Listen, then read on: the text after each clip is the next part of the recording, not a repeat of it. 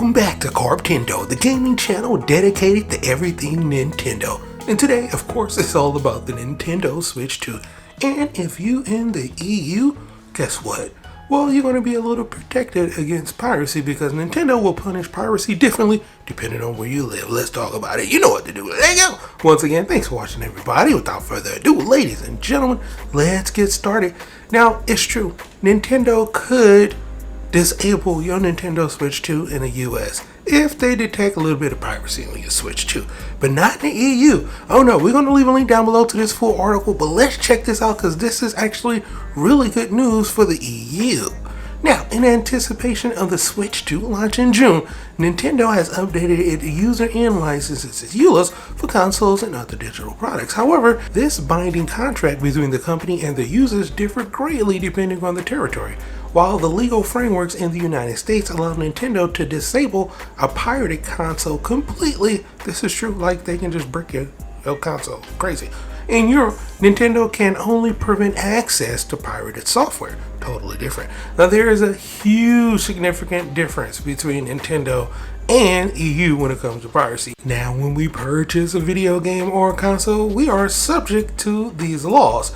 In Europe, it's the European Union League, the EULA. In the United States, it's different, right? But here's the thing. The Nintendo case for July 5th Switch launch is interesting because it highlights the significant difference in the legal frameworks from the United States to Europe.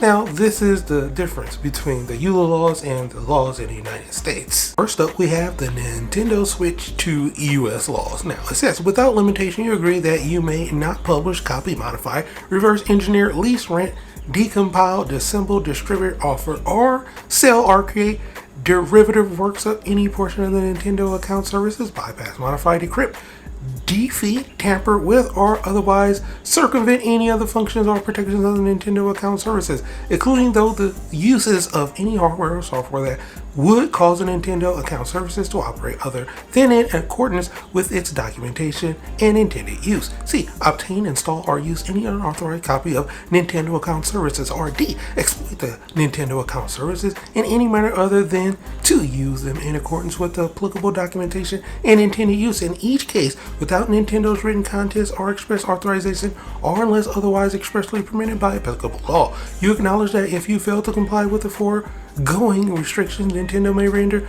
the Nintendo account services and or the applicable Nintendo device permanently unusable in whole or in part.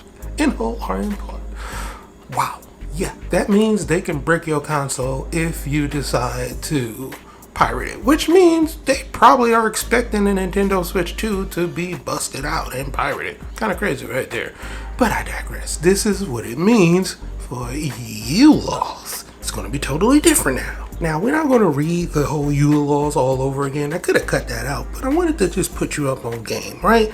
Now, the most relevant part about the end of the EULA clause is where Nintendo reserves the right to disable Nintendo Switch 2 console if its strict rules are broken, including game piracy. However, this text is totally absent from the European EULA laws, which means in Europe, Nintendo can only block access to pirated Switch games if it detects unauthorized access to certain titles, which means if you did have a pirated Switch 2 and you was online and they detected it, they would only block the games on your Switch. You would still be able to play your Switch, right?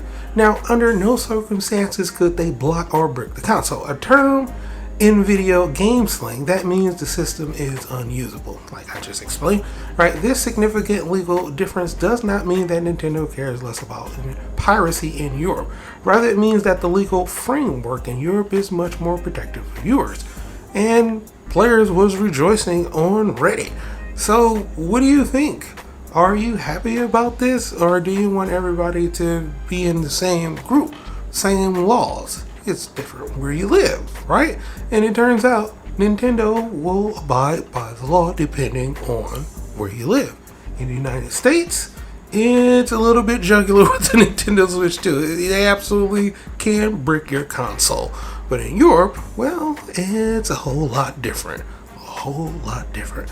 But for right now, that's pretty much it for the video. Hope you truly enjoyed it. As always, if you're new to the channel, how you doing? Welcome. Don't forget to subscribe. Thanks for watching, and as always, I'll be seeing y'all in the next one. Later.